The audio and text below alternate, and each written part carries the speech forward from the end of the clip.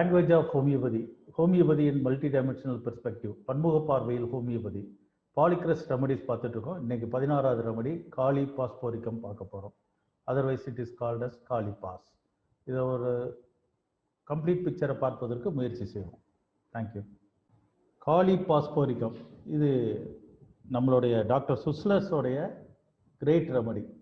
இந்த 12 டிஷ்யூ ரெமடியில் ஒரு முக்கியமான remedy for conditions arising from want of nerve power. நரம்பு தளர்வு அடைஞ்சிருது, சோம்பேறித்தனமாக இருப்பது, அப்படியே சுறுசுறுப்பு இல்லாமல் இருக்கிறது, இந்த மாதிரியான கண்டிஷனுக்கு டாக்டர் சுஸ்லர் இதை பயன்படுத்தலாங்கிறத சொல்லியிருக்காரு.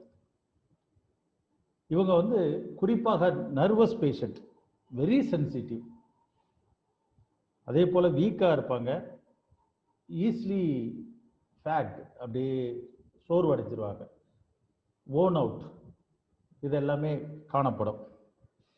சின்ன காசுக்கு கூட அப்படியே ஆயிடுவாங்க. மென்டல் காசாக இருந்தாலும் சரி, பெயின், ஒரி, இது போல் சின்ன சின்ன விஷயத்துக்கெல்லாம் இப்படி சோர்வடைஞ்சிருவாங்க. பேரலிட்டிக் வீக்னஸ் ஒரு மிக முக்கியமான ஒரு சிம்டமாக இருக்கும். Or pain with sensation of paralysis. It is also useful to states of decay, gangrenous condition, gangrene இருக்கு பாருங்க, அந்த கண்டிஷனுக்கு, அதே போல டிகே, அழுகி போன ஒரு சூழலுக்கும், அதே போல சஸ்பெக்டட் மெலிக்னன்ட் டியூமர், இதுக்கும் இது முக்கியமான ஒரு மருந்தாக நாம பார்க்கலாம். இந்த காலிபாஸ் அடிக்கடி பயன்படக்கூடிய மிக முக்கியமான ஒரு மருந்து. காலிபாஸோடைய ஸ்பியர் ஆஃப் ஆக்ஷன், அது ரீஜன் எங்க இருந்துச்சுன்னா நர்வில், குறிப்பாக பிரெயின் அண்ட் ஸ்பைனல் கார்டு. அப்புறம் எக்ஸ்கிரீஷனரி, அதாவது இந்த வேர்வை கழிவுகள், இது எல்லாமே, அப்புறம் யூரின் பாஸ் பண்ணுறது, இதில் ரொம்ப முக்கியமாக வேலை செய்யக்கூடியது. மியூக்கஸ் மெம்பரேன், சளி படலங்களில் வேலை செய்கிறது. தோல் மொடாலிட்டி எடுத்துட்டிங்கன்னா ஸ்லைட் எக்ஸைட்மெண்ட், சோகம், மென்டல் டச், மென்டல் ப்ராப்ளம், அப்புறம் touch, pain, cold, dry air, becoming cold and cold drinks, இது எல்லாமே இவங்களுக்கு அக்ரவேட்டிங் ஃபேக்டராக இருக்கும். அதே போல் ஃபிசிக்கல் எக்ஸர்ஷன், அசெண்டிங் ஸ்டேர்ஸ், கொஞ்சம் கடின உழைப்பு கூட அவங்களுக்கு ஒரு சோர்வை உண்டாக்கிறோம். அது அவங்களுடைய கண்டிஷனை அக்ரவேட் பண்ணும். அப்புறம் காய்சன் அக்ரவேஷன், மில்கும் aggravation, during and after sleep, walking fast, they cannot walk fast, aggravate பண்ணும். வின்டர் அதிகமாக இருக்கும். அன்கவரிங் ஹெட், அக்ரவேட்டிங்காக இருக்கும். அப்புறம் puberty and hearing bad newses. பெட்டர்னு எடுத்துட்டிங்கன்னா அமுலிரேட்டிங் ஃபேக்டர் எடுத்துட்டிங்கன்னா ஈட்டிங், அப்புறம் cloudy weather, heat, gentle motion, company, sleep, இது எல்லாமே சந்தோஷமாக இருக்கும். இப்போ இந்த மொடாலிட்டி எடுத்து பார்த்துட்டிங்கன்னாவே, இந்த வீட்டில் கடினமாக உழைக்கக்கூடிய பெண்கள் இருக்க பாருங்க, இல்லாட்டி ஒரு தொழிற்சாலையில் எல்லா வேலையும் தானே இழுத்து போட்டு வேலை செய்கிற ஆளுங்க இருக்காங்க பாருங்க, அவங்களுக்கு இது மிக முக்கியமான மருந்தாக இருக்கும். தானே எல்லாத்தையும் செய்வது, அதன் மூலமாக சோர்வு அடைந்து கடைசியில் படுத்தா நல்லா இருக்கும், எந்த வேலையும் செய்ய முடியாது, அந்த மாதிரி சோர்வு அடைஞ்சு அப்படியே ஓன் அவுட் ஃபீலிங் இருக்கிற ஒரு நபர்களுக்கு மிக முக்கியமான ஒரு மருந்து. அடுத்து இவங்களுடைய மிக முக்கியமான மென்டல் அண்ட் பிசிக்கல் சிம்டம் என்னன்னா ப்ரோஸ்ட்ரேஷன், அப்படியே தளர்வு அடைஞ்சிருக்கு. இந்த தளர்வு அடைவதற்கு அடிப்படை காரணம் என்னன்னா காம்பினேஷன் ஆஃப் ஓவர் ஒர்க்கிங், அதிகமாக வேலை செய்வதனால. ஒரு மனிதன் இவ்வளவுதான் வேலை செய்யணும்னு இருக்கும், அதிகமாக வேலை செஞ்சோம்னு வச்சுக்கோங்க, சோர்வு உண்டாயிரும். And psychological factors like excitement, worry and vexation. இவங்களுக்கு slightest labour seems a heavy task, சின்ன வேலையை கூட ஒரு பெரிய வேலையாக கருதுவாங்க, ரொம்ப பெரிய வேலையாக கருதுவாங்க. அவங்களுக்கு ஒரு பேனா மூடிய எடுத்து வச்சு ஒரு டேபிளில் வைக்கணுங்கிறது கூட ஒரு பெரிய வேலையா இருக்கும். ஒரு புஸ்தகம் இருக்கும், இந்த புக்கை எடுத்து இப்படி வைக்கணுமே அப்படின்னு நினைக்கிறது கூட ஒரு பெரிய வேலையா இருக்கும். வெரி நர்வஸ், சின்ன சத்தத்தை கூட அவங்களுக்கு அப்படியே ஒரு திடுக்கு விட்டுருவாங்க. அப்புறம் இன்டிஸ்பொசிஷன் டு மீட் பீப்புள், இவங்க நோய்வாய்ப்பட்ட பிறகு யாரு கூட பேசக்கூடாது அப்படிங்கிற ஒரு உணர்வுக்கு வந்துடுவாங்க, ரெஸ்ட் எடுக்கணும் அப்படிங்கிற உணர்வுக்கு வந்துடுவாங்க. Fear of open spaces. அடுத்து deprived feeling, aversion to own family members, irritation from weakness. அப்ப ஓன் ஃபேமிலி மெம்பர் அவங்களுக்குள்ள ஒரு வகையான அவங்க மேல அவர்ஷன் வர்றதுக்கு காரணம் என்னன்னா, முக்கியமாக 2 பேர்கள் இருப்பாங்க. யாருன்னா, லேடின்னு எடுத்துட்டீங்கன்னா ஒய்ஃப்னு எடுத்துட்டீங்கன்னா ஹஸ்பண்ட் அண்ட் குழந்தைகள், கணவன் எடுத்துட்டீங்கன்னா ஒய்ஃபும் குழந்தைகளும். இவங்கனால தான் இவங்களுக்கு அதிகமாக அந்த வகையான அவர்ஷன் கிரியேட் ஆகுது. அதனால என்ன ஆகுதுன்னா இரிட்டபிலிட்டி அதிகமாகுது. அப்புறம் கோல்டு அக்ரவேஷன், சில்லி பேஷண்ட். இவங்களுடைய மொடாலிட்டி எடுத்துட்டிங்கன்னா 2 to 5 ஏர்லி மார்னிங். அப்புறம் வாக்கிங் ஸ்லோலி அமுலரேஷன். இவங்களுடைய கழிவுகள் எப்படின்னா பிட்ரீட்டாக இருக்கும், கோல்டன் எல்லோ கலரில் இருக்கும், இல்லாட்டி ஆரஞ்சு எல்லோன்னு சொல்லலாம். அதில் லுக்கோரியா, யூரின், சளிப்படலம், அதே போல் ஸ்டூல், இது எல்லாமே இந்த கலரில் கோல்டன் எல்லோ கலரில் இருக்கும். அப்புறம் மென்சஸ் ஃப்ளோ ஆரம்பிச்சிச்சுன்னா கண்டிஷன் அமுலரேட் ஆகும். காலையில் எந்திரிச்சோன்னா இவங்களுக்கு பசி அதிகமாக எடுத்துருக்கும். ஹங்கிரி சூன் ஆஃப்டர் ஈட்டிங், சாப்பிட்ட உடனே பசி எடுக்கும். ஸ்வீட் டிசையர் இருக்கும். இவங்களுக்கு வந்து பெர்ஸ்பிரேஷன் அப்படின்னு எடுத்துட்டிங்கன்னா ஃபேஸ்லேயும் ஹெட்லேயும் அதிகமாக இருக்கும் after meal or from excitement. இந்த ஸ்வெட் கிளாண்ட்லாம் எப்படி இருக்குன்னு பார்த்தீங்கன்னா இன்ஆக்டிவாக இருக்கும். அப்படி ஒரு சமயம் உங்களுக்கு பெர்ஸ்பிரேஷன் வந்துச்சுன்னா கார்லிக் இல்லாட்டி ஆனியன் ஸ்மெல் அதிகமாக இருக்கும். Headache and empty gone feeling in the stomach, இது வந்து அதிகமாக காணப்படும். இது குறிப்பாக ஸ்டூடெண்ட்டுகளுக்கு அதிகமாக இருக்கும். இப்போ ட்ரூப்பிங் ஆஃப் ஐலிட், அது குறிப்பாக left eyelid. Cannot keep food still, அதாவது கால்கள் சும்மா வச்சிருக்க முடியாது, அப்படியே ஆட்டிக்கிட்டு அசைச்சிக்கிட்டு அப்படியே இருப்பாங்க. அப்புறம் there is a weakness and peculiar pain centering at the 7th cervical vertebrae. வெர்டிபிரால 7th cervical vertebraல வந்து ஒரு பெயின் உள்ளுக்க ஊடுருவுற மாதிரி இருக்கும்.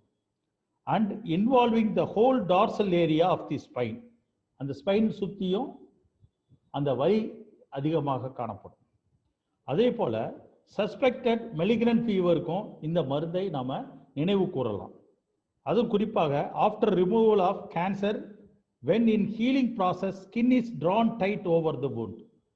ஆப்ரேஷன் பண்ணி புண்ணு இருக்கும் பார்த்தீங்களா, அந்த புண்ணு மூடும் போது இந்த தோல் வந்து டைட்டாக அப்படி இழுத்து பிடிச்சிருக்கும் பாருங்க, அந்த கண்டிஷனுக்கு நாம காலிபாஸை பயன்படுத்தலாம். இது வந்து கீ நோட்.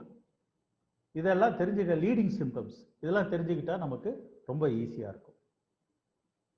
இவங்களோட மென்டல் பிக்சர் அப்படின்னு எடுத்துட்டிங்கன்னா மிக முக்கியமானது, they are obliged to contact many people. இவங்களுக்கு வந்து அதிகமான தொடர்புள்ளவர்களாக இருக்கணும்னு நினைப்பாங்க. அதாவது உறவினர்கள்கிட்டையும் நண்பர்கள்கிட்டையும் எல்லாரிடமும் ஒரு தொடர்பு வைத்து கொண்டு அவர்களுடன் தொடர்போடு இருக்கணும்னு நினைப்பாங்க. கம்பெனி டிசைர் பீப்புள், அவங்களோட குதூகூலமாக இருப்பாங்க. அவங்களோட நல்லா பேசி பழகி அவங்க வீட்டுக்கு போக, அவங்கள நம்ம தன்னோட வீட்டுக்கு வர சொல்லி அவங்கள கவனித்து அவங்களோட இருப்பது என்பது இவங்களுக்கு ஆனந்தமாக இருக்கும். அப்படி இருக்கிற உறவு தான் அவங்களுக்கு விரும்புவாங்க. குறிப்பாக பிரதர்ஸ் அண்ட் சிஸ்டர்ஸ் கூட நல்ல உறவுகளை நிலைநாட்ட முயற்சி செய்வாங்க. அதே போல நண்பர்கள்ட்டையும் அதே போல அவங்களுக்கு பிடிக்கும். இதில் ஆப்போசிட் கண்டிஷனையும் நம்ம பார்க்கலாம். எப்படின்னு சொன்னால், இவங்களுக்கு டியூட்டி அதிகமாக இருந்துருச்சுன்னு வச்சுங்க. ஏன்னா காலிங்கிறது டியூட்டி கான்சியஸ் பீப்புள், பாஸ்பரஸ்ங்கிறது wants to make contact with others. இந்த ரெண்டும் கம்பைன் ஆகும்போது, அதாவது வேலைகள் அதிகமாக இருக்குன்னு வச்சுக்கோங்க, அப்போ இவங்களுக்கு அடுத்தவங்களோட உறவாடுவதற்கான டைம் ஸ்பெண்ட் பண்ண முடியாது. அவங்க கூட பழகுவதற்கு, அவங்களோட பேசுவதற்கு, அவங்களோட உறவு கொள்வதற்கு இவங்களுக்கு வாய்ப்பு மிக கம்மியாயிரும். அப்போ டியூட்டியை வந்து ஒரு ஃபோக்கஸ்டாக இருக்கும்போது இந்த மாதிரியான கான்டாக்ட் வந்து ரொம்ப குறைஞ்சி போயிடும். இது வந்து அவங்களுக்கு ஒரு வகையான மனச்சோர்வையும் மொனாட்டனஸ் லைஃபையும் உண்டாக்கிடும். அதே போல் இவங்களுக்கு வந்து பாஸ்பரஸ்ங்கிறது படிப்பு, கம்யூனிகேஷன் சம்மந்தப்பட்டது, ஸ்டடி அண்ட் கம்யூனிகேஷன். காலிங்கிறது டியூட்டி ஃபுல்லாக இருப்பாங்க. அப்போ ஸ்டூடெண்ட் எப்படி இருப்பாங்க, நல்லா படித்து நல்லா முன்னேறணும் அப்படின்னு நினைப்பாங்க. அதுக்காக இவங்க ஸ்ட்ரெயின் பண்ணுறாங்க பார்த்தீங்களா, அந்த இடத்துல தான் இவங்களுக்கு இந்த ஹெட்ஏக், ஸ்டமக் பெயின் வந்து அதிகமாக வரும். அதுக்காக உழைக்க ரொம்ப முயற்சி பண்ணுவாங்க. இப்படி உழைச்சி முன்னேறி வந்த ஒரு பேரண்ட் தன்னோட குழந்தையும் அப்படி இருக்கணும்னு சொல்லிட்டு அவங்கள ஃபோர்ஸ் பண்ணுவாங்க. இது வந்து அவங்கள்ட்ட காணப்படும். அப்புறம் நல்ல பிஸ்னஸ் மேனாக இருப்பாங்க. They will take all the work of others and they are good communicators. நல்லா பேசக்கூடிய திறன் உள்ளவங்க, ஓப்பனாகவும் பேசுவாங்க, தனக்கு தெரிஞ்சதை எல்லாமே சொல்லணும்னு நினைப்பாங்க, நல்ல மார்க்கெட்டிங் பீப்புள். இப்படி இருக்கிறவங்களுக்கு என்ன வித்தியாசம்னு சொன்னால், பாஸ்பரஸ் வந்து வெரி ஓப்பன், எல்லாத்தையும் பேசுவாங்க. காலிபாஸ் வந்து கொஸ்டின் ஆன்சரில் இருப்பாங்க. நீங்கள் கேள்வி கேட்டீங்கன்னா அதுக்கு பதில் சொல்லுவாங்க. அந்த மாதிரியான பேட்டர்ன் உள்ள மனிதர்களாக இருப்பாங்க. இவங்களுக்கு எங்கே ப்ராப்ளம் வரும்னு சொன்னால், எல்லா வேலையும் தானே செய்கிற, நமக்கு உதவிக்கு ஆள் இல்லை அப்படின்னு நினைக்கும் போது உங்களுக்கு ப்ராப்ளம் வரும். அது குறிப்பாக ஒரு பார்ட்னர்ஷிப் ஃபார்ம்னா, மற்றவங்க எல்லாம் இவர் தலையில் வேலையை கட்டி விட்டுட்டு அவங்க போயிட்டாங்கன்னா இவங்களுக்கு ப்ராப்ளம் வரும். இதுதான் முக்கியமானது. பாஸ்பரஸ் இருக்கிறதுனால ஆஸ்மா, டியூபர்குலோர், லங் ப்ராப்ளத்துக்கு ஒரு முக்கியமான மருந்தாக இருக்கும். அதே போல் பேரலிசிஸ், நர்வஸ் டிசார்டருக்கு ஒரு முக்கியமான மருந்து. அடுத்து ராஜன் சங்கரன் கொஞ்சம் வித்தியாசமாக இதிலிருந்து கருத்துக்களை சொல்றார். அவர் தான் இந்த விஷயத்தை, நான் காலிபாஸை அதிகமாக பயன்படுத்தினது ராஜன் சங்கரனுடைய அந்த தீமேட்டிக் அண்டர்ஸ்டாண்டிங் வச்சு தான். என்னன்னு சொன்னா, தான் ரொம்ப லவ்வபுளாக இருக்கேன், அதே போல தன்னுடைய அன்பு, அடுத்தவங்களுடைய அன்பையும் தான் பெறணும்னு நினைக்கக்கூடியவங்க, அதாவது ரெசிப்ரோக்கல் லவ்வை வந்து விரும்புகிறவங்க தான் பாஸ்பரஸ். இப்போ காலிபாஸ் எப்படி இருப்பாங்கன்னு சொன்னால், அவர் ஒரு உதாரணம் சொல்கிறார். காலினா வந்து family or group of people. இந்த பாஸ்பரஸ் என்பது லவ்வை எதிர்பார்க்குறவங்க. இந்த ரெண்டு காம்பினேஷன் எப்படி இருக்குன்னா, I am not loved by the very family or group of people on whom I depend for support. I seek support, I depend for support.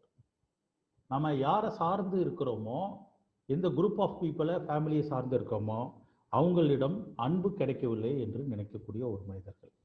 It is like a situation of a woman who has to take care of her children single handedly. இதுதான் ரொம்ப முக்கியமான வார்த்தை.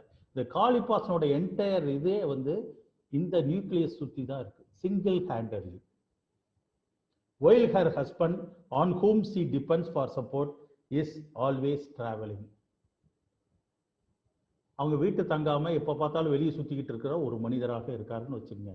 இவங்களே எல்லா வேலையும் செய்வதாக உங்களுக்கு இருந்துச்சுன்னா, இந்த மாதிரி இவங்களுக்கு மன பிரச்சனைகள் வரும். அது காலிபாஸனுடைய ஸ்டேட்டுக்கு போய் ரீச் ஆயிரும். இவங்களுக்கு வந்து என்ன தோண ஆரம்பினா, she feels neglected and unloved. தான் ஒதுக்கப்பட்டதாகவும் அன்பு செலுத்தப்படாதவர்களாகவும் இருப்பதாக இவங்க நினைக்க ஆரம்பிச்சிருவாங்க. தனக்கு உரிய சப்போர்ட் தன்னோட ஃபேமிலி மெம்பர்ஸ்ட கிடைக்கல அப்படிங்கிற உணர்வு இவங்களுக்கு வந்துடும். அதனால என்ன ஆகும்னா, she can become nervous and sensitive, affected by small things. She can be always edgy and get startled by slightest sounds. கிட்டத்தட்ட காலிபாஸனுடைய எல்லா கீநோட்டும் இந்த வார்த்தைக்குள்ள வந்துடும். இவங்க மனசு பாதிக்கப்பட ஆரம்பிச்சிட்டோன்னு இவங்களுக்கு சின்ன சின்ன விஷயங்கள்லாம் பெரிய விஷயமாக காணப்படும். அப்புறம் என்ன ஆகுன்னா, அந்த ஓன் அவுட் ஃபீலிங் வந்துடும். நானே எல்லா வேலையும் பார்த்துட்டு இருக்கேன், யாருமே என்னை இப்போ கண்டுக்க மாட்டுறாங்க, அன்பு செலுத்த மாட்டுறாங்க, என்னை ஒதுக்குறாங்க, எனக்கு வேண்டிய சப்போர்ட் ஃபேமிலியில் கிடைக்கல அப்படின்னு சொல்லிட்டு ஒன்றா வந்து கடைசியில் நியூரோஎஸ்தென்சியாவில் போய் விட்டுரும். அதாவது நரம்பு தளர்வுல போய் விட்டுரும். சோம்பேறித்தனமான ஓன் அவுட் அண்ட் ஃபேக்ட் ஃபீலிங்க்கு போயிடுவாங்க. அதே மாதிரி குழந்தைகளை பார்ப்பது, கணவனை பார்ப்பது என்பது ஒரு பிரதான வேலையாக இருப்பதனால அதில் அவங்கள கொஞ்சம் சப்போர்ட்டிவாக இருந்தாங்கன்னு வச்சுக்கோங்க, அந்த குழந்தையும் அதே போல் கணவனும் இருந்தாங்கன்னா இவங்களுக்கு ஈஸியாக இருக்கும். அவங்க சப்போர்ட் பண்ணாமல் எல்லா வேலையும் இவங்க எடுத்து பார்க்கும்போது அவங்களுக்கு அந்த சோர்வு வந்துடும். இதில் தான் என்ன ஆகுதுன்னா, இவங்களுக்கு அந்த ப்ரோஸ்ட்ரேஷன் ஆஃப் மைண்டே வந்துடுது. பயங்கர சோர்வு வந்து சிந்தனையே அவங்களால சிந்திக்க முடியாத அளவுக்கு அப்படியே கிட்டத்தட்ட உடலும் மன ரீதியாக சோர்வு அடையும் நிலைன்னு வச்சுக்கோங்க.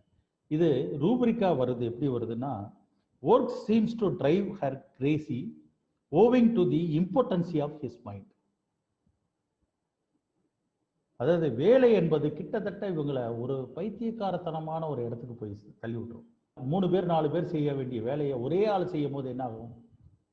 அதனுடைய விளைவு இவங்களுக்கு சோர்வுல போய் விட்டுரும். அந்த சோர்வு அதிகமாக எங்க போய் தாக்குதுன்னு சொன்னா சிந்திக்க முடியாத அளவுக்கு போய் சேர்ந்துடும். அப்புறம் காலிபாஸ் பர்சன்ஸ் கோப்ட் அப் காலிபாஸ். இந்த இவ்வளவு கஷ்டத்துலையும் சிலவங்க கோப்பப் பண்ணி இருக்க முடியும். அந்த மாதிரி ஆளுங்க ரொம்ப ஃப்ரெண்ட்லியா இருப்பாங்க. They are friendly to outsiders and cheerful, expressive, sympathetic and caring for others. அது இல்லாதவங்களுக்கு தான் இந்த மாதிரி பிரச்சனை. கோப்பப் பண்ண முடியல அப்படிங்கும் போது தான் நோய் நிலை அதிகமாக இருக்கு. இந்த இடத்துக்கு எப்படி ராஜன் சங்கரன் வரார்? இந்த own out feeling, I am doing all my work single handedly, இதனால தனக்கு ஒரு ப்ராப்ளம் வருவதாக அவங்க கருதுறாங்க இல்லையா? இது எப்படி இவர் அடைகிறார் அப்படின்னு சொன்னால் ஒரு ட்ரீம்ல இருந்து தான் இந்த நோட்டை எடுக்கிறார். அந்த ஒரு பயம் கலந்த ஒரு ட்ரீம். இந்த ட்ரீமில் ஒரு வீட்டில் புலி தட்டுது. அந்த வீட்டில் இருக்கிற கணவன் ஆண்மகன் அங்கே இல்லை. அப்போ அந்த பொன் ஒய்ஃப் எப்படி குழந்தைகளையும் தன்னையும் எப்படி கேர் பண்ணி காப்பாத்துது தானே தனியாக அப்படிங்கிறது தான் அந்த ட்ரீமினுடைய ஸ்டோரி. இந்த ஸ்டோரியிலிருந்து நமக்கு உணர்த்தப்படுவது என்னன்னா, கேரிங் ஃபார் அதர்ஸ்ங்கிற அந்த பாஸ்பரஸ்னுடைய நேச்சர் இருக்கு. அதே போல தன் கணவன் இல்லாட்டி கூட தான் கடமை உணர்வுடன் சேர்ந்து அவங்களை காப்பாற்றக்கூடிய தன்மையான காளியும் அவங்களுக்கு இருக்கு. இந்த ரெண்டு தான் அவர் இந்த ட்ரீம்ல இருந்து எடுக்கிறார். முக்கியமான இந்த ட்ரீம்ல அவருக்கு கிடைச்ச அனுபவம் என்னன்னு சொன்னா, காலிபாஸ் அப்படிங்கிற ஒரு ஸ்டேட்டை அடைவதற்கு காரணம்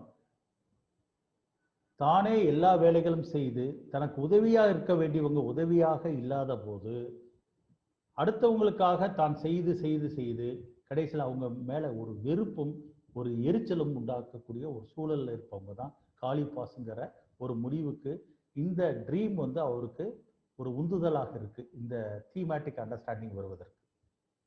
அதே போல பிஸ்னஸ் மேன் இருக்காங்க, பார்ட்னர்ஷிப் ஃபார்ம் வச்சிருக்காங்க. அதுல எல்லா வேலையும் இவங்களே செய்துட்டு இருந்தாங்கன்னு வச்சுங்க. இல்லாட்டி எல்லாரும் இவர் வேலையை கொடுத்துட்டு மற்றவங்களாம் தன்னுடைய வேலைக்கு போயிட்டாங்கன்னு வச்சுக்கோங்க. அப்ப இவருடைய மனநிலை என்னவாக இருக்கும்? கிட்டத்தட்ட குடும்பத்தில் எப்படி ஒய்ஃப் ஒரு மனநிலையில் இருக்காங்களோ அதே மனநிலையில இந்த பார்ட்னர் இருப்பார். அதனுடைய விளைவாக அவங்க காலிபாஸ் ஸ்டேட்டுக்கு போயிடுவாங்க. அதன் மூலமாக அவங்களுக்கு weakness, prostration of mind, worn out feeling எல்லாமே வந்துடும். That may lead to paralysis or even malignant tumour, paralysis எல்லாமே வரலாம். இப்போ ஃபிசிக்கல் சிம்டத்தை பார்த்தீங்கன்னா, over sensitive physical states, weakness, fagged out and paralytic weakness, chilly patient. அடுத்த careworn look on the face, முகத்தை பார்த்தாவே அவ்வளோ சோர்வாக இருக்கும், களைத்த உணர்வு இருக்கும். அடுத்து hungry soon after eating, crave sweet, இது ஃபிசிக்கல் சிம்டம். மைண்ட் சிம்டம்னு எடுத்துட்டிங்கன்னா ailments from CARES and ஒரிஸ், sleeplessness, CARES from daily வேலைகள் செய்த தூக்கமின்மையாக ஆகிறது. அது இல்லாமல் காலிபாஸ் இன்சோமேனியாவுக்கு மிக முக்கியமான மருந்து. ஸ்டார்டிங் ஃப்ரைட் ஃப்ரம், அப்புறம் starting noise from or touched when, fear of being alone, clinging, held wants to be, businessman worn out, prostration of mind. அடுத்து anxiety with fear, anxiety about health, anxiety about future, delusion, frightful images, excitement, excitable mental work from, fear something will happen, imbecility, memory weakness of, quarrelsome, sense of dullness. அடுத்து work seems to drive him crazy owing to the importancy of mind.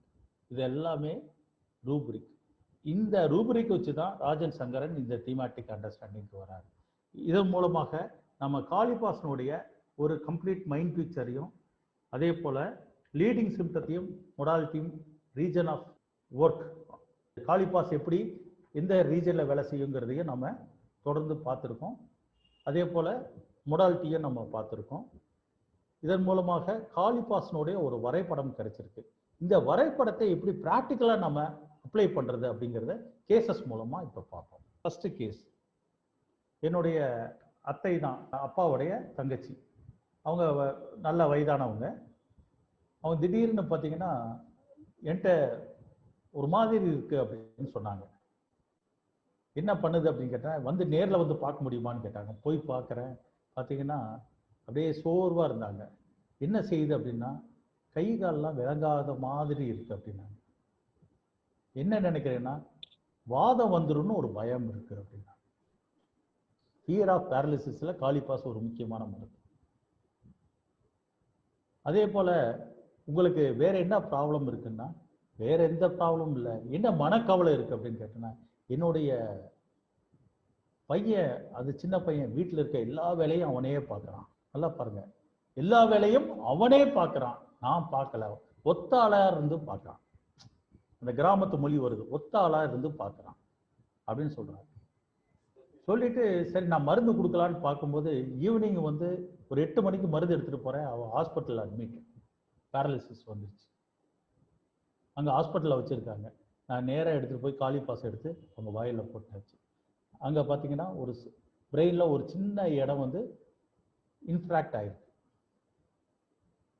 Doctor சொன்னாங்க 1 மாதம் 1.5 மாதம் இருக்க வேண்டியது வரும், எல்லா treatment முடிஞ்சாதான் சரியாகும், சில சமயம் சரியாகும், சில சமயம் சரியாகாது அப்படின்னு சொல்லிட்டாங்க. ஏன்னா ஏஜ்டு பீப்புள் அப்படின்னு சொல்லிட்டாங்க. நான் அவங்ககிட்ட ஆறுதலாக சொன்னேன், ஒன்றும் கவலைப்படாதீங்க, ஈஸியாக வெளியே வந்துடுவீங்க அப்படின்னு சொல்லிட்டு அவங்க பையன்கிட்டையும் அவங்க சொந்தக்காரர்கிட்டையும் சொல்லிட்டு நான் வெளியே வந்துட்டேன். மருந்து கொடுத்துட்டு பார்த்தீங்கன்னா நெக்ஸ்ட் டே கை உணர்வுகள் வர ஆரம்பிச்சது. வித்தின் 3 டேஸில் டிஸ்சார்ஜ் ஆகிட்டாங்க.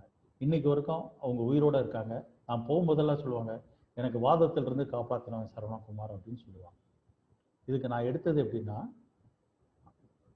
அந்த வார்த்தை இருக்கு பார்த்தீங்களா, சிங்கிள் ஹேண்டலி ஒர்க்கிங். இது இவங்க நான் வேலை பார்க்குறேன்னு சொன்னா கூட இது வேலை செய்யும். அதே போல இன்னொருத்தன் மட்டும் அவன் மட்டும் வேலை செய்யறான் அப்படின்னு இவங்க சொன்னாலும் அது வேலை செய்யும். ஏன்னு சொன்னா இந்த சிங்கிள் ஹேண்டலி அப்படிங்கிறது தான் மெய்ப்பொருள். ஒரே ஆளாக வேலை செய்து கொண்டு இருக்கிறேங்கிறது தான் மெய்ப்பொருள். ஏன்னா இவங்கிட்ட இருந்து வந்த உணர்வு என்பது இவங்களுடைய உணர்வு, அவனை பத்தியான அவதானிப்பு, அவனை பத்தி பேசுவதற்கான ஒரு பெர்செப்ஷன் இவங்ககிட்ட இருக்கு. அவன் பாரு இப்படியே ஒரே ஆளா வேலை பார்த்துக்கிட்டு இருக்கான் அப்படின்னு. அது இவங்கிட்ட அந்த உணர்வு இருக்கிறதுனால தான் அதை இவங்களால வெளியே சொல்ல முடியுது. இது வந்து ஹோமியோபதியில ஒரு அழகான எக்ஸ்பீரியன்ஸ். தான் என்னவாக இருக்கிறோமோ அதுவாக தான் மற்றவங்களை பற்றி பேசுவோம். மற்றவர்களை பற்றி பேசுவது என்பது தன்னை பற்றி பேசுவதாக நம்ம எடுத்துக்கொள்ளணும். இது ஒரு முக்கியமான லா. அந்த அடிப்படையில் தான் இவங்களுக்கு காலிபாஸ் கொடுத்தேன். அதுக்கான ரிசல்ட் இமிடியேட்டாக கிடைச்சது. இன்றைக்கு வரைக்கும் அவங்களுக்கு 82 வயசாயிடுச்சு, நல்லா நடந்துக்கிட்டு நல்லா இருக்காங்க, ஆரோக்கியமா இருக்காங்க. அடுத்து இன்னொரு கேஸ் வந்து பெல்ஸ் பால்சி. இவங்க வீட்டில் எல்லா வேலையும் பார்க்கக்கூடியவங்க. இவங்களுக்கு உதவி செய்வதற்கு யாரும் இல்லை. இவங்களுக்கு வந்து ஒரு வைரல் இன்ஃபெக்ஷன் வந்துருச்சு காது பக்கத்தில். இதுக்காக ட்ரீட்மெண்ட் எடுக்க ஆரம்பிச்சிருக்காங்க. அப்போ ரொம்ப இந்த இடத்துலாம் ஒரு வகையான அழுகி போன ஒரு சூழல் இருக்கு. பார்த்தாவே அசிங்கமாக இருக்கிற மாதிரி இந்த இடத்துல ஃபுல்லாக இருக்கு. நம்ம ஊரில் அக்கின்னு சொல்லுவாங்களா, அந்த நோய். இவங்க போய் மார்க்கெட்டில் போய் காய்கறி வாங்க வர போக அப்படிலாம் இருந்திருக்காங்க. இந்த அம்மாவை பார்த்துட்டு அந்த காய்கறி கடைக்கார அம்மாவே, ஏமா இவ்வளோ கஷ்டத்துலேயே நீ வந்து வாங்கிட்டு இருக்கியாம்மா, உங்கள் வீட்டில் யாரும் உதவிக்கு ஆள் இல்லையா அப்படின்னு கேட்டிருக்காங்க. அந்த அம்மா வருத்தப்பட்டுட்டு என்ன பண்ணிருக்காங்க, காய்கறி கடைக்காரம்மா நேராக இவங்க கூடயே வந்து அவங்க மாமனார் மாமியார் திட்டிட்டு போயிருக்காங்க. அந்த அளவுக்கு இந்த பொண்ணு வேலை செஞ்சுட்டு இருக்கு, நீங்க இவ்வளவு உடம்பு சரியில்லாத பொண்ணை போய் இப்படி வேலை வாங்கிட்டு இருக்கீங்களேன்னு சத்தம் போட்டு. அவங்க ஒரு இடத்துல நான் தனியாக நான் ஒரு ஆளாக வேலை செய்யறேன்னு சொல்லவே இல்லை. ஆனா இந்த ஸ்டேட்மெண்ட் அதை தான் உணர்த்துது. அவங்களுக்கு பெல்ஸ் பால்சி. அங்க இந்த இடத்துல ஃபேஷியல் பேரலிசிஸ் ஆயிரும். அவங்களுக்கு நான் கொடுத்தது காலிபாஸ். ஃபர்ஸ்ட் 30 கொடுத்தேன், இம்ப்ரூவ்மெண்ட் எதுவுமே இல்லை. 6 போட சொன்னேன். 6 போட்டோன்னு பார்த்தீங்கன்னா அப்படியே பேரலிசிஸ் அப்படியே குறைஞ்சி இப்போ நல்ல ஸ்டேட்டுக்கு ரீச் ஆகிட்டு இருக்காங்க. இது வந்து கட்டாயமாக 100% சரியாயிரும். பெல்ஸ் பால்சிலையும் மிக முக்கியமான மருந்து காலிபாஸ். அடுத்து இன்னொரு கேஸ் வந்து இந்த அம்மாவுக்கு எப்பயுமே டிஸ்சார்ஜ் வர ஆரம்பிச்சிடும். அதாவது இச்சிங் வித் டிஸ்சார்ஜ் வெஜினாவில் வர ஆரம்பிச்சிடும். அது குறிப்பாக எப்படின்னா ஆஃப்டர் காய்ச்சல் அந்த இடம் வந்து ரெட்டிஷ் ஆயிரும், இன்ஃப்ளமேட்டரி கண்டிஷனுக்கு வந்துடும். இதுதான் அவங்களுக்கு ஒவ்வொரு தடையும் நடக்கும். நான் அவங்ககிட்ட வந்து எப்பப்பெல்லாம் உங்களுக்கு இந்த மாதிரி கண்டிஷன் இந்த மாதிரி வருது அப்படின்னு சொன்னோம்னா அவங்க சொன்னாங்க, எப்பப்பெல்லாம் நான் மட்டும் வேலை செய்கிறேனோ, நல்லா பார்த்த பாருங்க, உதவிக்கு ஆள் இல்லாத போது, சமையலுக்கு ஆள் இல்லாத போது, வீட்டு வேலைக்கு ஆள் இல்லாத போது, நான் மட்டும் வேலை செய்கிறேன்னா, அதிகமாக வேலை செய்கிறேனோ அப்பெல்லாம் எனக்கு இந்த மாதிரி வரும். அதே மாதிரி டிராவல் அதிகமாக போய் ரொம்ப கஷ்டப்பட்டனாலும் இந்த மாதிரி வரும். அதே போல் எங்கள் சொந்தக்காரங்களோட நான் சந்தோஷமாக இருக்கும்போதெல்லாம் வராது, அது இல்லாத போது வரும். பாருங்க, அப்படியே காளிபாச சொல்றாங்க பாருங்க ஒவ்வொரு இடத்துலையும். இந்த மாதிரி இல்லாத கண்டிஷன்ல எனக்கு கட்டாயமாக இந்த மாதிரி டிஸ்சார்ஜ் வந்துடுது அப்படின்னு சொன்னாங்க. அதுவும் குறிப்பாக காய்சன் இன்டர்கோர்ஸ்க்கு அப்புறம் வந்துடுது அப்படின்னா. காய்சன் அக்ரவேஷன் அப்படின்னு எடுத்து போய் பார்த்தா காளிபாஸ் கேபிட்டல் லெட்டர்ல இருக்கு, லீடிங் சிம்டமா இருக்கு. அவங்களுக்கு காளிபாஸ் தான் கொடுத்தேன். நல்ல இச்சிங் குறைஞ்சிருச்சு, டிஸ்சார்ஜும் குறைஞ்சிருச்சு, அந்த இன்ஃப்ளமேட்டரி கண்டிஷனும் குறைஞ்சிருச்சு.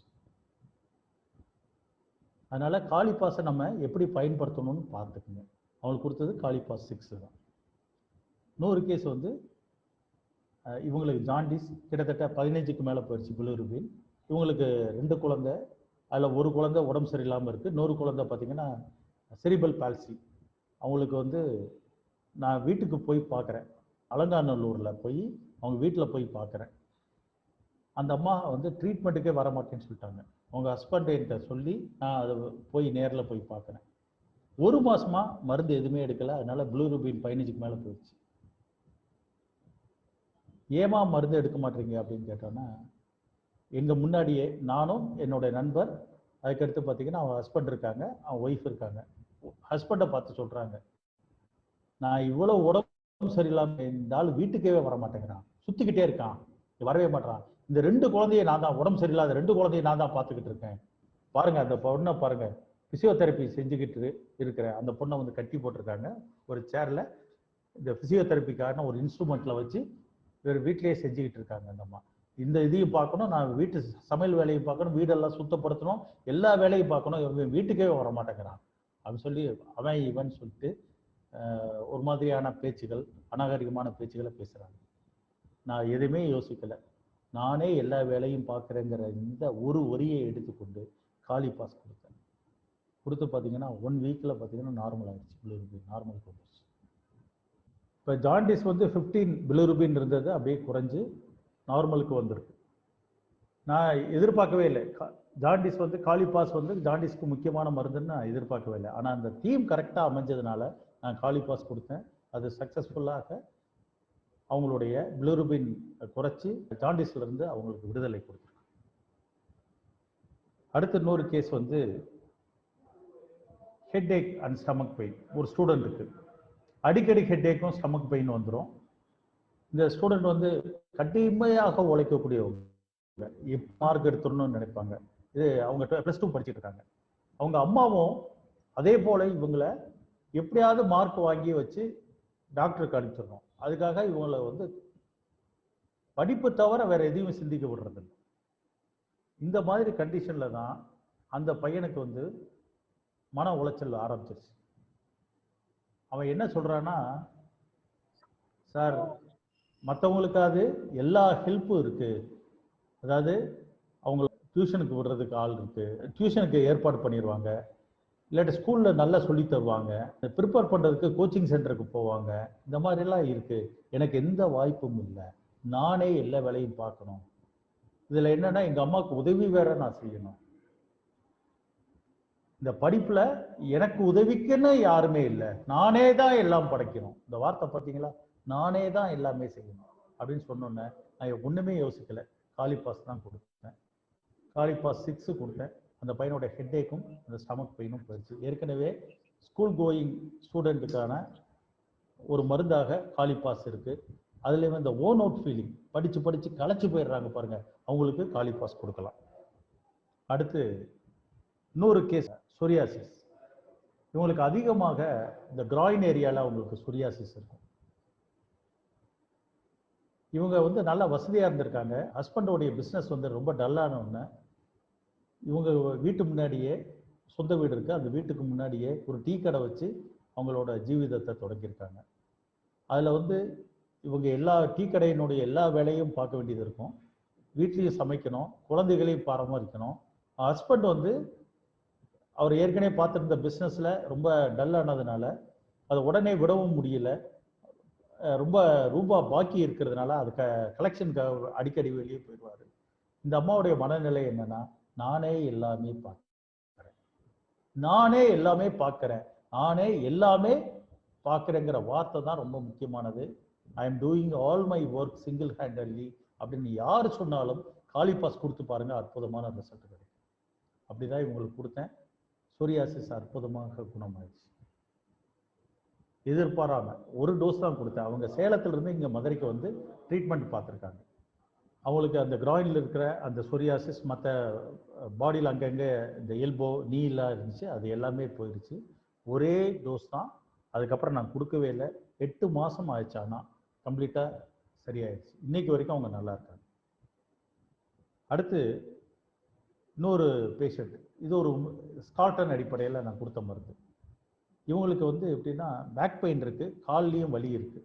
இவங்க வந்து மதுரையில் இருக்காங்க. இவங்க சொந்தக்காரங்க எல்லாருமே தஞ்சாவூரில் இருக்காங்க. அடிக்கடி ஃபோனில் பேசுவதற்கு எல்லா வாய்ப்பும் இருந்தும் கூட இந்த அம்மாவுடைய பிரதான கவலை என்னன்னு கேட்டபோது, என்னோட அக்கா, தங்கச்சி, அண்ணன், தம்பி கூட யார்கிட்டையும் பேச முடியல. ஃபோனில் பேசிடலாமே, இதில் ஏன் வருத்தப்படுறீங்க அப்படின்னு கேட்டால், நேரில் போய் அவங்க வீட்டில் 2 நாள் இருந்து, அவங்க எங்கள் வீட்டுக்கு வந்து 2 நாள் இருந்து, இப்படி இருந்தால் தானே நல்லாயிருக்கும் சார். என்னாலையும் போக முடியல, அவங்களாலையும் வர முடியல. அவங்க கூட ஃபோனில் பேசினாலும் அதிகமான நேரம் பேச முடியல, நேரில் இருந்து அவங்களோட உறவாட முடியல. இதுதான் சார் எனக்கு பெரிய பிரச்சனை அப்படின்னு சொன்னாங்க. அப்போ இந்த சிங்கிள் ஹேண்டட்லேயும் இந்த ஸ்கால்டனுடைய இந்த அண்டர்ஸ்டாண்டிங் இருக்கு பாருங்க. இப்படி ஒரு சுச்சுவேஷனில் ஒரு பேஷண்ட் எப்படி ஃபீல் பண்ணுவாங்க, இந்த அண்டர்ஸ்டாண்டிங்கை நம்ம மனசில் எடுத்துக்கிட்டு அவங்களுக்கு காலிபாஸ் கொடுத்தேன். அவங்க பேக் பெயினும் கால் வலியும் குறைஞ்சிருச்சு. அப்போ இதையும் நம்ம கணக்கில் எடுத்துக்கிறோம். அதாவது they want to make more contacts with others. They are obliged to have a lot of contacts with family members and friends. அப்படிங்கிற வார்த்தையும் நம்ம கணக்கில் எடுத்துக்கிட்டோம்னா அற்புதமாக காலிபாஸை பயன்படுத்த முடியும். அடுத்து இன்னொரு பேஷண்ட், இவருக்கு என்ன ப்ராப்ளம்னா, சாப்பிட்டு 1.5 மணி நேரத்தில் இல்லாட்டி 2 மணி நேரத்தில் பசி எடுத்துரும். சாப்பிட்டு கொஞ்ச நேரத்திலே சில சமயம்லாம் பசி எடுத்துருன்னு சொல்கிறாரு. நான் இவருக்கு வந்து காலிபாஸ் தான் கொடுத்தேன். Hungry soon after eating, sweet desire இருந்துச்சு. இந்த 2 இது தான். மற்ற தீம்லாம் கேட்டபோது அவருக்கு நார்மலாக இருக்குது. ஏன்னா அவர் மேல், அவருக்கு அவ்வளோ அதிகமான இந்த மாதிரி காலிபாஸ் ஸ்டேட்டெல்லாம் இல்லை. நானே எல்லா வேலையும் பார்க்குற அந்த மாதிரியான உணர்வுகள் இல்லை. ஆனால் ரொம்ப சோர்வாக இருக்குதுன்னு சொல்கிற அந்த வார்த்தை இருந்தது. இந்த 3 கணக்கில் வச்சுக்கிட்டு தான் அவருக்கு வந்து காலிபாஸ் நான் 30ல் கொடுத்தேன். அவர் நல்லா ஆயிடுச்சு. அப்புறம் இன்னொரு கேஸ் வந்து டயபெட்டிஸ் கேஸ். இவங்களுக்கு வந்து ஒரு பார்ட்னர்ஸ் ஃபேர்ம் நடத்திட்டு இருக்காங்க. அதில் நல்ல மணி ரொட்டேஷன் ஆக ஆரம்பிச்சிருச்சு. ஆனால் பார்ட்னர்கள் யாருமே வர்றதில்லை. அவங்களுக்கு வருவதற்கான வாய்ப்பு இருந்தால் கூட யாருமே வேலை செய்யறதில்லை. ஏன்னா இவர் ரொம்ப சின்சியராக வேலை செய்யக்கூடியவர். இவர் ஏமாற்றக்கூடிய சுபாவம் இல்லாதனால எல்லாமே இவர் கையில் ஒப்படைச்சிட்டு அவங்க பேசாமல் போயிடுறாங்க. இவருக்கு வந்து ஈக்குவல் ஷேர் தான் கிடைக்கிறதே தவிர எக்ஸ்ட்ரா ஒர்க்கிங் பார்ட்னருங்கிற அடிப்படையில் இவங்களுக்கு அதிகமான சேலரியும் கிடைக்கிறதுனால இவர் ரொம்ப மன வேதனை அடைகிறாரு. இதை வந்து என்னோட கன்சல்டேஷனில் என்கிட்ட சொல்கிறார், நான் ரொம்ப கஷ்டப்படுறேன் சார், நானே எல்லா வேலையும் பார்க்க வேண்டியதாக இருக்குது, இதுதான் பெரிய மன உளைச்சல், இதனால தான் எனக்கு அநேகமாக டயாபெட்டிக் வந்திருக்கும்னு நினைக்கிறேன், இதுதான் சார் என்னுடைய பிரதான ஸ்ட்ரெஸ் அப்படின்னு சொன்னார். அவர் கொடுத்தது வந்து காலிபாஸ் தான். காலிபாஸ் வந்து வாரத்துக்கு 3 நாள், திங்கள் செவ்வாய் புதன்னா அடுத்த திங்கள் செவ்வாய் புதன் இது மாதிரி எடுக்க சொன்னேன். 2வது வாரம் டெஸ்ட் எடுங்கன்னு சொன்னேன். அவர் வரும்போது அவருக்கு 412 என்னவோ இருந்துச்சு. பார்த்தீங்கன்னா 2 வாரத்தில் நார்மலுக்கு வந்துருச்சு. நார்மல்னா 126க்கு வந்துருச்சு. அப்புறம் அவரை தொடர்ந்து சாப்பாடு உணவு கண்ட்ரோல்லாம் இருந்து கொஞ்சம், ஏன்னா இனிஷியல் ஸ்டேஜுங்கிறதுனால அவருக்கு டயபெட்டிக் வந்து நார்மல் ஆயிடுச்சு. அவர் இப்பயும் அவங்க ஃபேமிலி மெம்பர்ஸ்லாம் என்கிட்ட பேஷண்ட்டாக இருக்காங்க. இன்றைக்கி வரைக்கும் அவருக்கு டயபெட்டிக் இல்லைன்னு நான் நினைக்கிறேன். இதே வந்து ஒரு க்ரானிக் ஸ்டேட் ஆயிடுச்சுன்னு வச்சுங்க, டயபெட்டிக் குணப்படுத்துறது ரொம்ப கஷ்டம். கண்ட்ரோல் வேணால் பண்ணலாம். ஃபுட் மேனேஜ்மெண்ட் ரொம்ப அவசியமானது டயபெட்டிக் கண்டிஷன். ரைட். அடுத்து லாஸ்ட் கேஸ், இதை ஒரு 38 வயசு ஃபீமேல். இவங்களுக்கு பார்த்தீங்கன்னா தூக்கமே இல்லை. என்ன காரணம் அப்படின்னு கேட்டால், சார் என் ஹஸ்பண்டும் சரியில்லை, என் குழந்தைகளும் சரியில்லை சார். என்னை பாடாப்படுத்துறானுங்க. வார்த்தை பாருங்க, பாடாப்படுத்துறானுங்க. ஒரு வேலையை பார்க்க மாட்டாங்க, வீடை சுத்தப்படுத்த மாட்டாங்க, அங்கங்க தூக்கி போட்டுருவாங்க. எல்லாத்தையும் நான் தான் எடுத்து எல்லாத்தையும் நான் தான் பார்க்க வேண்டியதா இருக்கு. எல்லாத்தையும் நானே பார்க்க வேண்டியதுக்குங்கிற வார்த்தையை எடுத்துட்டு அவங்கள இன்சோமேனியா காலிபாஸ்க்கு மிக முக்கியமான மருந்து. அதனால காலிபாஸ் தான் கொடுத்தேன், 30ல கொடுத்தேன். இன்சோமேனியா சரியாச்சு. அவங்களுடைய பல்வேறு இல்னஸ் இருந்துச்சு, வீக்னஸ், ப்ரோஸ்ட்ரேஷன்லாம் இருந்தது, அதெல்லாம் சரியாச்சு. இப்போ இந்த காலிபாஸ் ரிலேட்டடாக உங்களுடைய கேள்விகளை கேட்கலாம் சார். பயோகெமிக்கல்ல காலிபாஸும் சேம் பர்பஸ்க்கு யூஸ் பண்ணலாமா சார்? பயன்படுத்தலாம் சார். நானே அந்த மாதிரிலாம் பயன்படுத்தியிருக்கேன். நேற்றமோர் கேஸ் வரும், என்னுடைய கிளினிக் பக்கத்தில் ஒருத்தருக்கு, அவர் ஒரு கிளினிக் வச்சிருந்தாரு. அவருக்கு ஒரு ப்ராப்ளம் இருந்தது. எப்படின்னா நரம்பு இழுத்துக்கும், அப்படியே டைட் ஆயிரும். அவர் ஒரு டாக்டர், அவரால் எதுவுமே சரியே பண்ண முடியல.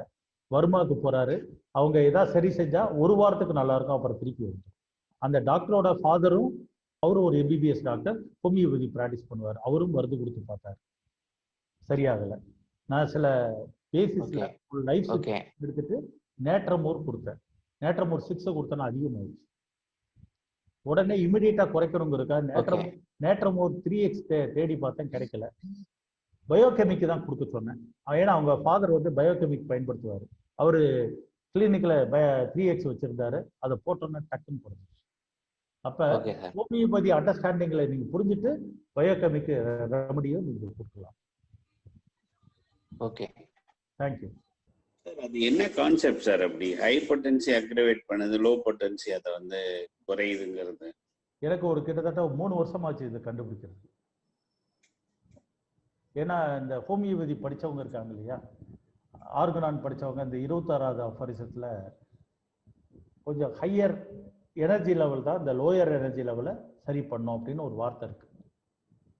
டிசீஸ் ஃபோர்ஸ் வந்து 25ன்னு வச்சுக்கோங்க, 26ங்கிற லெவலில் மருந்து கொடுத்தாதான் அது சரி பண்ணும் அப்படிங்கிற ஒரு கான்செப்டை ஹரிமன் சொல்லியிருப்பாரு. 25, 26ங்கிறது நான் புரிதலுக்காக அந்த நம்பரை சொல்கிறேன். அப்போ ஒரு நோய் ஒருத்தனுக்கு இருக்குன்னு வச்சுக்கோங்க, இது வந்து 20வது லெவலில் இருக்குன்னு வச்சுக்கோங்க, 20. நீங்கள் என்ன பண்ணுறீங்க, 30ல கொடுத்துறீங்க, 30ல பொட்டன்சியில் கொடுக்குறீங்க. இது 20வது லெவல்னு வச்சுக்கோங்க. இது கொடுத்தோன்னே ஒரு 20, 22, 23 இருந்துச்சுன்னா ஈஸியாக நலிஃபை பண்ணிடும். கொஞ்சம் அதிக 30 இருந்துச்சுன்னா, இவங்க ஓவர் சென்சிட்டிவ் பேஷண்ட்டாக இருந்தாங்கன்னா என்ன ஆகும்னா அக்ரவேட் ஆகும். அந்த ஆர்டிஃபிஷியல் டிசீஸ் ஃபோர்ஸ் இருக்கு பாருங்க, மருந்து இருக்கு பாருங்க, ஆர்டிஃபிஷியல் டிசீஸ் ஃபோர்ஸ் என்ன ஆகும்னா இதை அக்ரவேட் பண்ணி விட்டுரும்.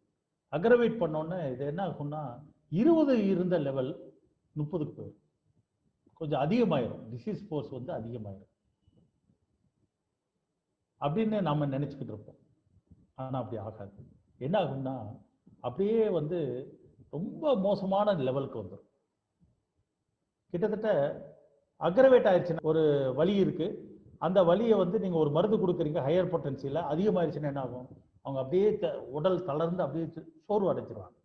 அந்த எனர்ஜி லெவல் வந்து கீழே இறங்கி போயிடும். அப்ப நீங்க திருப்பி 30க்கு பதிலாக 200 கொடுத்தீங்கன்னா இன்னும் அதிகமான மோசமான கண்டிஷனுக்கு போயிடும். 20ல இருந்து 5க்கு வந்துருச்சுன்னு வச்சுங்க, டிசீஸ் அக்ரவேட் ஆகி கொஞ்சம் கீழே வந்துருச்சுன்னா, 5க்கு வந்துச்சுன்னா நீங்க 6 கொடுக்கும்போது ஈஸியா குணமாக்கிடும்.